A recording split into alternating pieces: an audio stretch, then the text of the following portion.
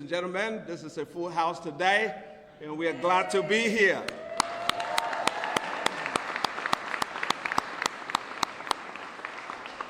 It's a historic day, not only for us who are here today representing our larger community, but for Rhode Island.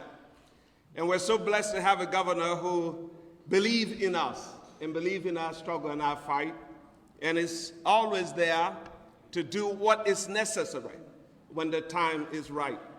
And like Martin Luther King Jr. said, it's always right to do right. And so today we're going to do right.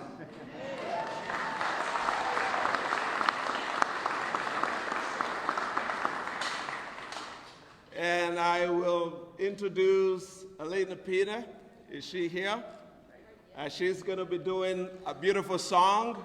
And let us give her a hand.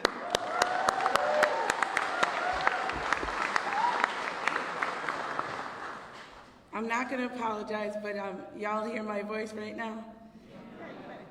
So we're just going to praise God anyway. And I'm just doing the first verse of the Black National Anthem, so feel free to sing along. Lift every voice and sing till earth and heaven ring, ring with the harmonies of liberty. Let us rejoice, sing, rise high as the listening skies. Let it resound loud as the rolling sea. Sing a song full of the faith that the dark past has caught us. Sing a song full of the hope that the rising has taught us. Facing the rising sun of a new day begun. Let us march on. Let us march on. One more time. Let us march on till victory is won.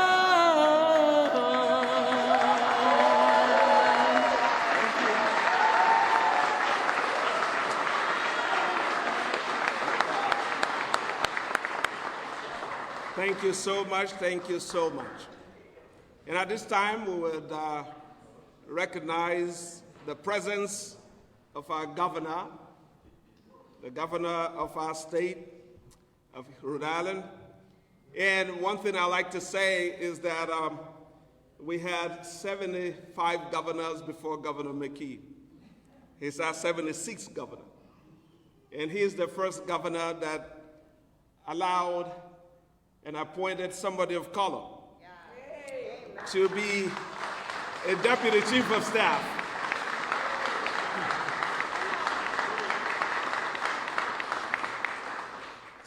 And when he was coming into office about 3 years ago, and he had very clear priorities. And one of it was education, one of it was making us healthy. The other was focus on small business so we can improve our economy, and more so for minority small businesses. And the last, not in order of priority, but just it comes to my mind, was equity. And he plays so much attention in ensuring that our state is a better state. And understand that every single one of us who stand here today make our state better. And so I'm glad and privileged to invite our dear governor to the microphone to give some remarks. Governor McKee. Thank you, Pastor. Thank you, Pastor Chris. Say a blessing for us every day. Absolutely. That's one of his roles and as one of our chief of staffs. Make sure that we count our blessings every day.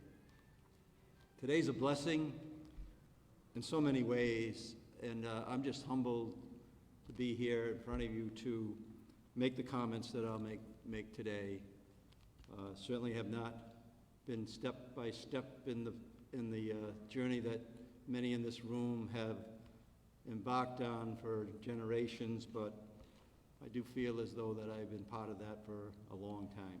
And so to be here today to acknowledge Juneteenth as a holiday here in the state of Rhode Island is something that's so very important. So I want to thank everyone for being here today. It's an important day for Rhode Island. And we finally and officially recognize Juneteenth has a holiday here, right here in the Ocean State, right here in the state of Rhode Island.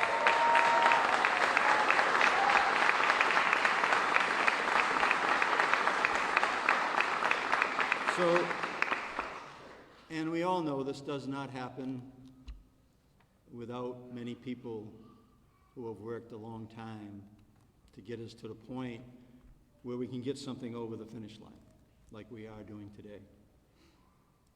Bill sponsors Representative Brianna Henrys and also Senator Tiara Mack. Thank you.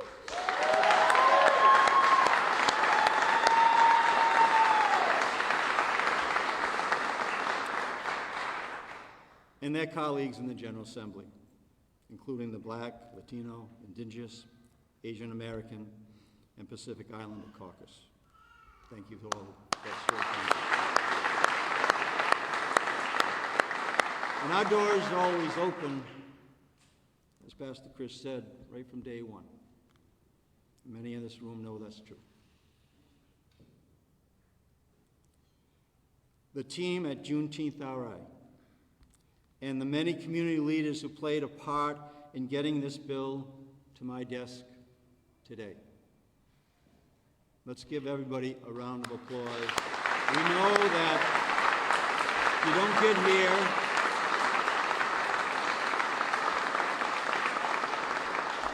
without a great deal of blood, sweat, and tears. We know that's true.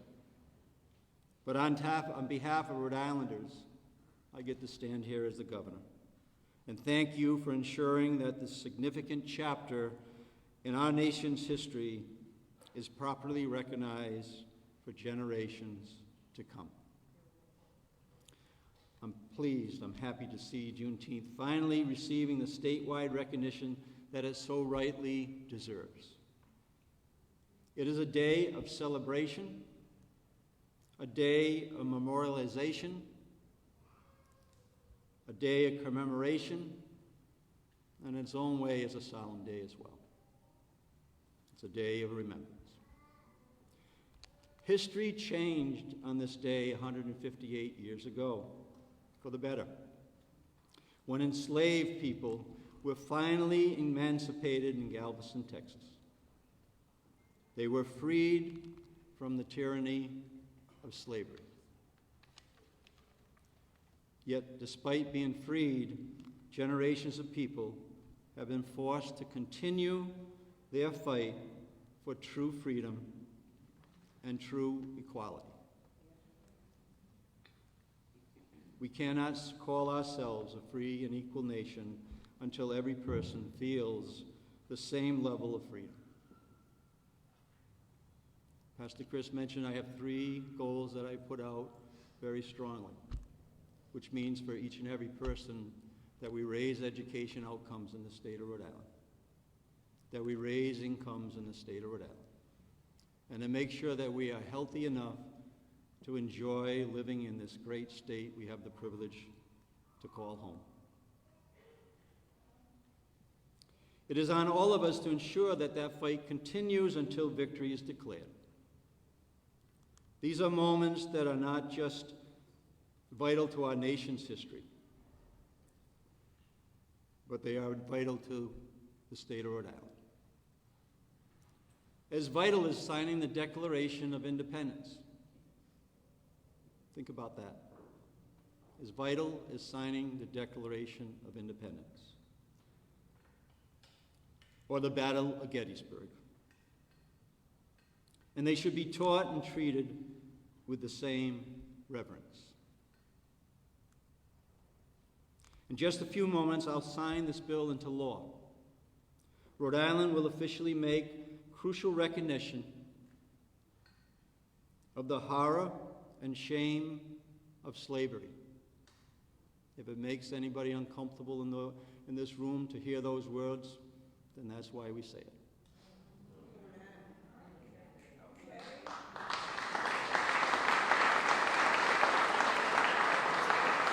Recognizing the shame and horror of slavery. And together we will celebrate the progress we've made and will continue to make, while recognizing the work that is still necessary to complete. And we will do that work together, one team, so long as I'm in the seat. I once again want to thank each and every person in this room today, and the thousands of people outside of this room in the state of Rhode Island that will be impacted by what I'm about to do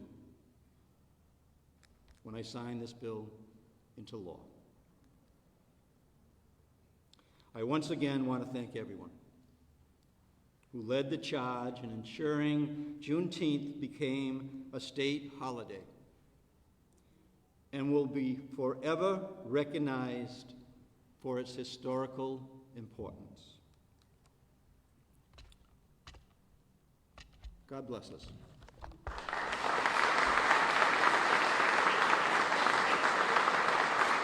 And with that, I'll turn it over to Lieutenant Governor Sabina Matos, who's doing a great job as our Lieutenant Governor and first Dominican-born General Officer, I think, in the state, if not New England. So thank you so much, Sabina, for your leadership. Thank you, Governor.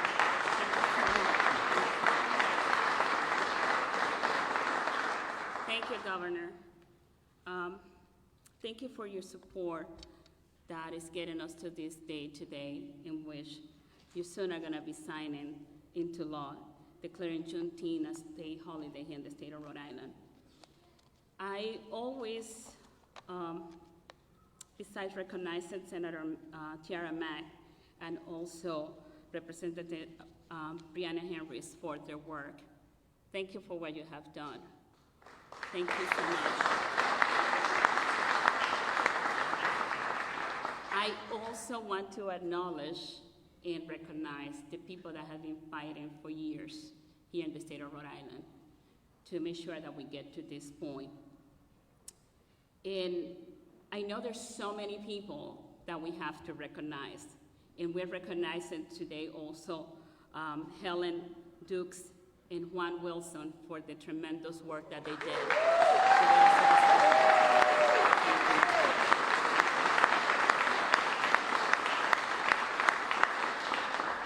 But I want to acknowledge, and I just stop because I know I may miss some people, but I just have to acknowledge some of the people that I have seen fighting in this community for years and years. And of course, I have to start with my sister, Mary Kay Harris, Councilwoman Mary Kay Harris. Thank you so much.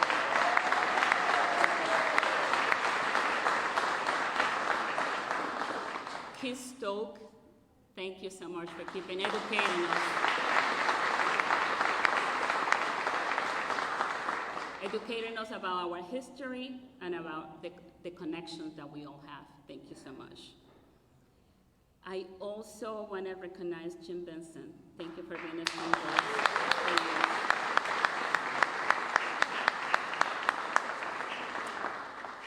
And finally, just because I know we have a long list, but I think it's important to recognize, I just want us to take a moment and acknowledge and give thanks for everything that Mike Van Lister did for us in this area.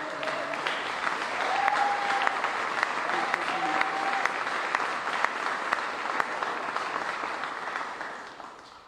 we want to get to the sign-in, so I'm going to wrap up my speaking program here and just invite Representative Brianna Henry to come to the mic.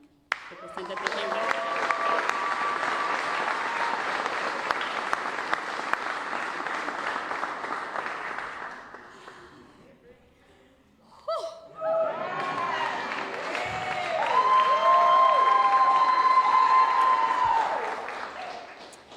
I was gonna, do the whole decorum and etiquette thing, but I literally see family and community builders, people who have raised me since I was wee little thing in the crowd. So, ladies and gentlemen, distinguished guests and fellow Rhode Islanders, family, I'll stick there because we're not friends anymore. We are family in this building.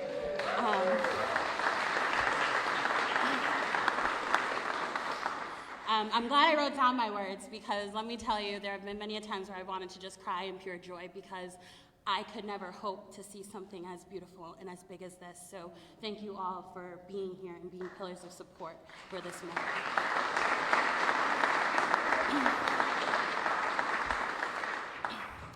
So we gather here on this momentous occasion to celebrate the signing of a bill that recognizes Juneteenth as a state-recognized holiday in the great state of Rhode Island. This is a historic moment for all of us, but it holds an even deeper significance for me as a young Black woman. Juneteenth, also known as Freedom Day, represents the triumph of freedom over oppression. It commemorates the day when the news of emancipation reached the enslaved people in Galveston, Texas, 2.5 years after the Emancipation Proclamation had already been signed. It is a day of immense significance in the African American community, a day that reminds us that there is resilience, courage, and an indomitable spirit amongst us. When I spoke on the House floor the day we passed this legislation, I made a comment at the end about how I didn't quite pass history, but that I instead was going to make it. I was asked by my peers and many others, is that true? How is that possible? Did you really not pass history? It is true, unfortunately. It was not for a lack of actual intelligence, but rather an interest. As a young woman of both Black and Indigenous descent, I spent many classes hearing of my ancestors' enslavement as a brief blip of time. You can imagine how exciting I found that. It took me until I was 29 years old when I came to even know about Juneteenth. That was just 3 years ago. It was the first time that I got to hear about the liberation of African Americans. The first real time I came to know that many Black representatives, like myself, existed in the 1800s. Perhaps if I knew more, I would have stepped into office sooner. Maybe I wouldn't have doubted my name being on a ballot so much. And it rings true for so many other unspoken moments of Black American history. One of the most profound ways that we can honor the spirit of Juneteenth is by ensuring that our history is accurately and inclusively taught in our schools.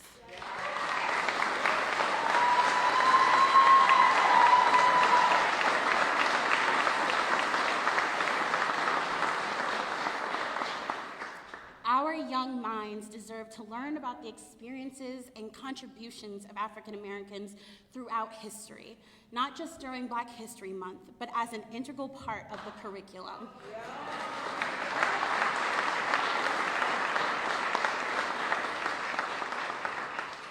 By doing so, we empower our students with knowledge and understanding, fostering empathy and dismantling the barriers of ignorance and prejudice. It is our duty to ensure that the struggles, triumphs, and the accomplishments of Black Americans are not relegated to the footnotes of history. We must recognize the systemic injustices that have persisted for centuries and work together to dismantle them. By embracing Juneteenth as a state-recognized holiday, Rhode Island takes a significant step towards acknowledging the pain of the past and committing to a more inclusive future.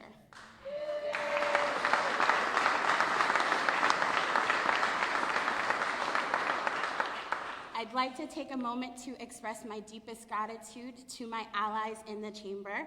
If I miss you, I apologize, but I know I have in the room with me today Rep. Karen Alzate, Rep. Jennifer Stewart, Rep. Michelle McGaw, Rep. Terry Cortfriend, Rep. David Morales, Rep. Edie Agello, Rep. Marianne Shellcross-Smith, Rep. Art Handy, Rep. June Speakman, Rep. Boylan, Jennifer Boylan, Rep. Brandon Potter, and former Rep. Marcia Ranglin-Vassell, who is one of my mentors in the chamber when I first got here, so thank you for paving the way.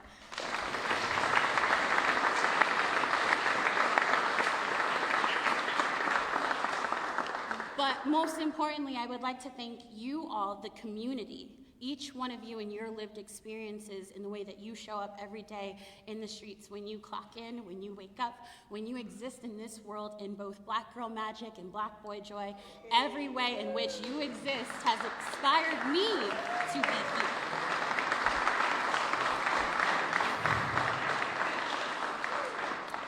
There is many advocates who champion this bill, and we've recognized them as well, and I recognize all of those who came before and fought this very hard battle.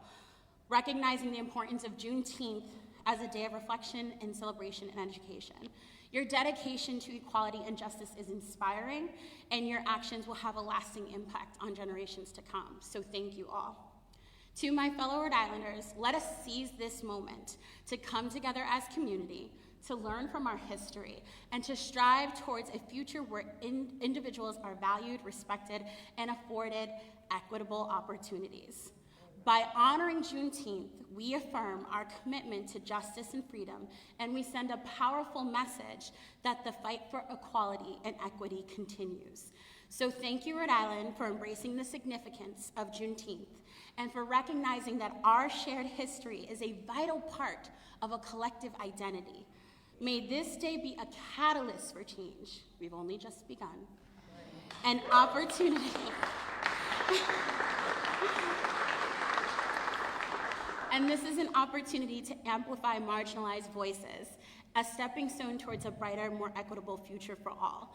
Thank you, and may we continue to move forward together. Next up is the Crown Act.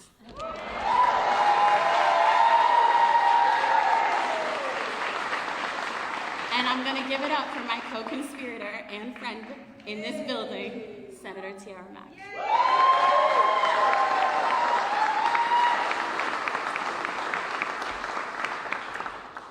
Hey, y'all, we did it.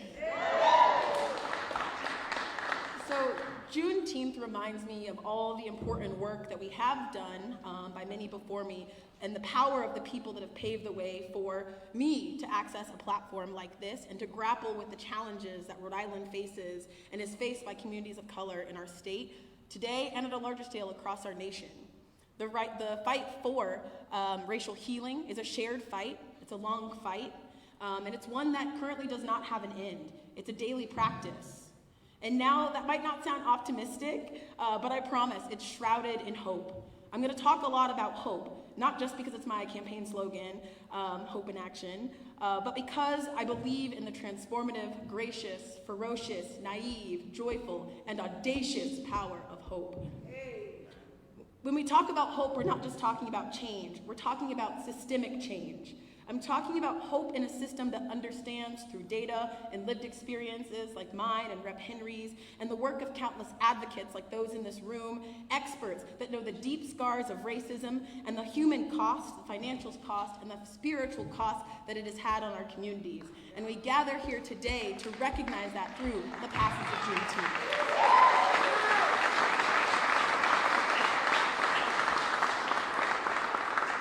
And we know we cannot afford a world, but more specifically, the folks in this room know that we cannot afford a world. We cannot afford a Rhode Island where violence against Black and brown bodies, communities, and livelihoods is woven into policy, into practices. We cannot afford a Rhode Island where schools consistently fail to show up for our kids. We cannot afford a Rhode Island where our kids are poisoned with lead in our water, poisoned by the air that they breathe in the port of Providence, in the soil that their families live in with chronic diseases plaguing our communities, and where our houseless neighbors spend year after year hoping for shelter through a patchwork of social programs that fail to remember we have not yet solved our most basic problems. Juneteenth is about regrounding in that reality. Whether it's bawling my eyes out watching another Black life lost on television, whether it's joyfully crying because I'm watching Watchmen or Miles Morales in Across the Universe, or watching Janine teach young kids in Abbott Elementary, or gleefully watching The Little Mermaid and crying just a little bit because it's my favorite Disney movie, and watching someone who looks like me and has hair like mine being celebrated. Those tears are both joyful, there's trauma, and it's also hope. When thinking about these stories, I feel hope, anger, joy, sadness, despair, and I also feel healing. The transformation of our stories into magic, into movements, and into change is one that gives me hope that our communities now have leaders and we have a pathway to make sure that this is not the last stop and it's not the final stop towards justice. We must be the leaders of that Rhode Island, the leaders that reimagine this state and this work and this mission above all. Beyond this, we have to be the ones that define policy within our communities and the ideal, yes. We must be the ones advancing that justice for our communities, uplifting equity, and realizing a place where the full spectrum of all of our marginalized identities are uplifted, addressed, radically changed, not just because we cannot afford it, but because we know we can do better for every single person in our state.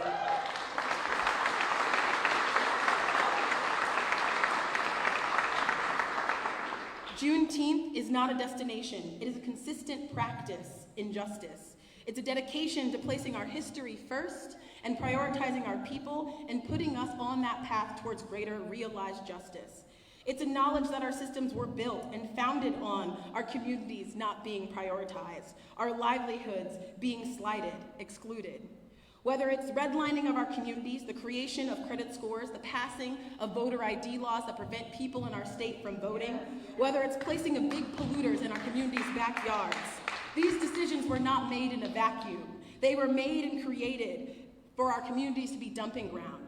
Juneteenth is about remembering, honoring, and grounding ourselves in that reality and pushing forward because there is hope in action. It's acknowledging that these decisions to have clean air, clean water, clean soil, justice is about fresh air, affordable produce in every single neighborhood, and knowing that's possible in our lifetimes. It's the hope that high-quality public schools that meet and exceed outcomes for every single student, no matter their zip code. The idea that we can provide college and a future where everyone is a reality, where our schools are no longer pipelines to prisons, where the minimum wage is something that you can live off and pay rent and make sure you can afford life's most basic necessities. It's every single job paying a respectable living wage. It's about paid time off, it's about parental leave. That justice is knowing that above all, not in an alternative universe like Miles Morales, it's about knowing it's possible right now, not in 20 years, not waiting, right now.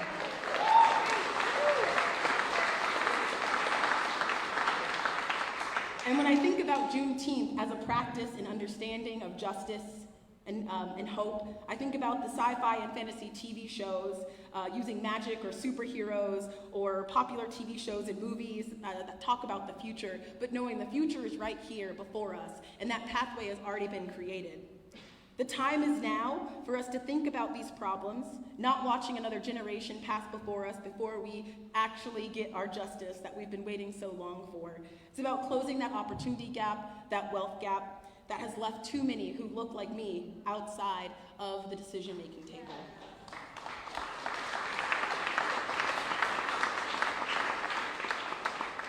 This day is about grounding in the joy, and I am so proud to stand with my co-conspirators and folks in this room who made sure that we will be able in Rhode Island to forever ground in the power, the hope, and the audacious joy that is Juneteenth. So thank you all.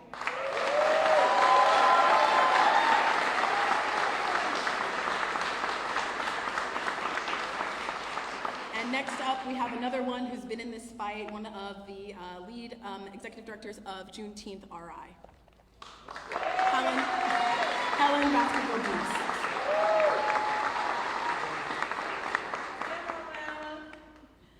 You guys said it all. Hi, Governor.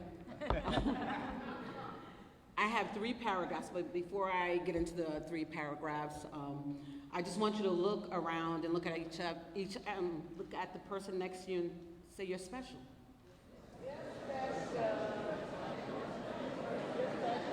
We are.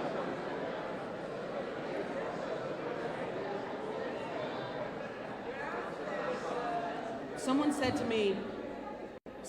me, why do you in your community always, vocalize your admiration and what you feel about, your community? And I said, but because we've been beat down for so long, we've been told we're ugly, your nose is too big, your behind is too big, you're too dark, your hair is too nappy.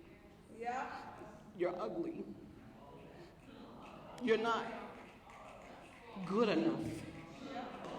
You don't deserve that. Or how did you get that? I carried that with me for a long time growing up in Florida, even though I was born here. And so when Juneteenth, I had the opportunity to lead Governor Raimondo stopped by our second year. That's when the pandemic was in full effect, and we were outside downtown in front of Music Fiend, and she stopped by.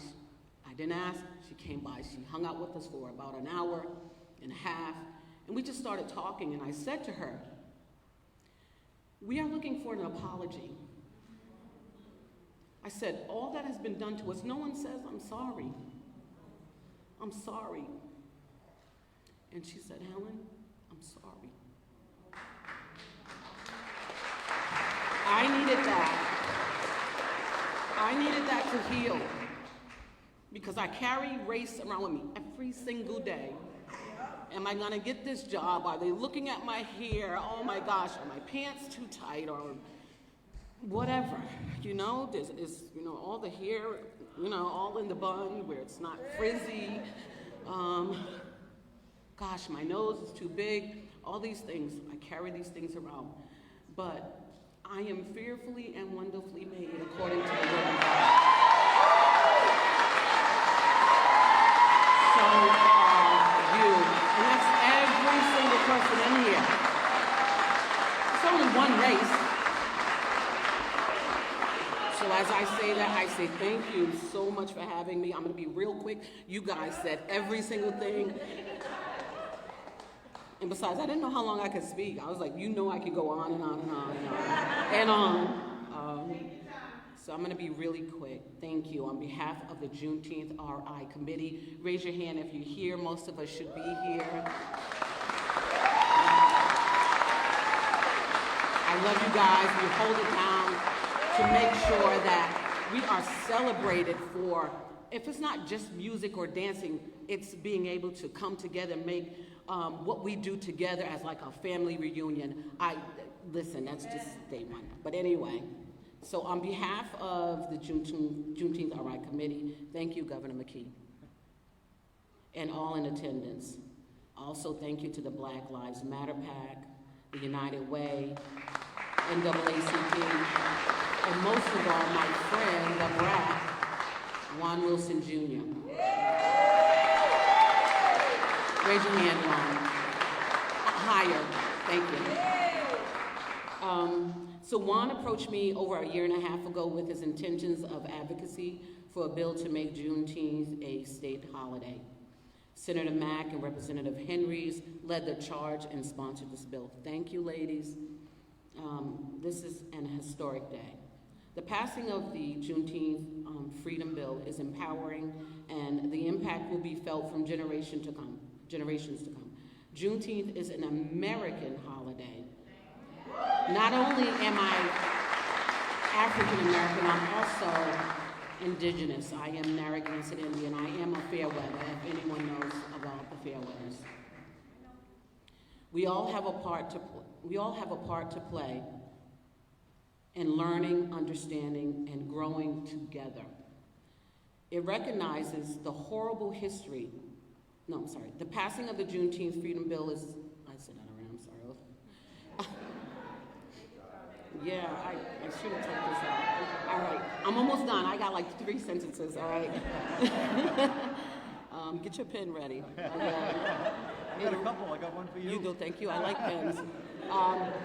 it recognizes the horrible history of this country, but also its potential and the work we have to do to make America hold to its promise for freedom and equality for all. With just 22 states recognizing Juneteenth as a state holiday, we are hopeful that other states will follow. Thank you, and God bless.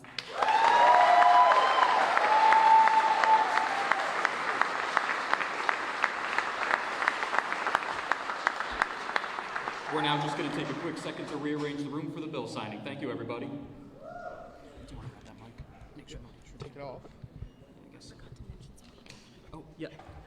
Sorry, in my haste, I forgot to mention some of the other elected officials who are here. Senator Sandra Cano is here. We have Councilman Juan Picardo, Councilwoman Anise Germain, Councilwoman Harris, and a few other.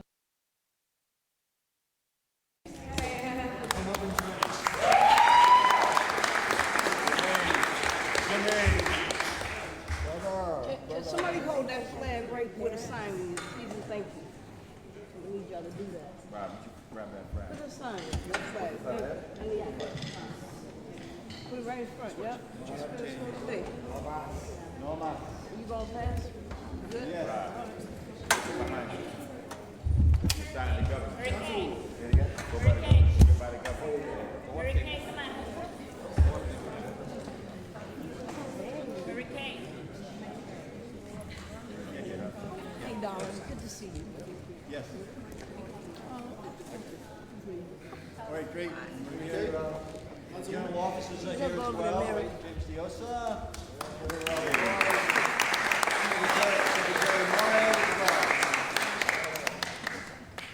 Joining our General Assembly members and our leaders here. You look so powerful. You gotta smile. Yeah, thank you, and thank you all for being here. You need a little light there?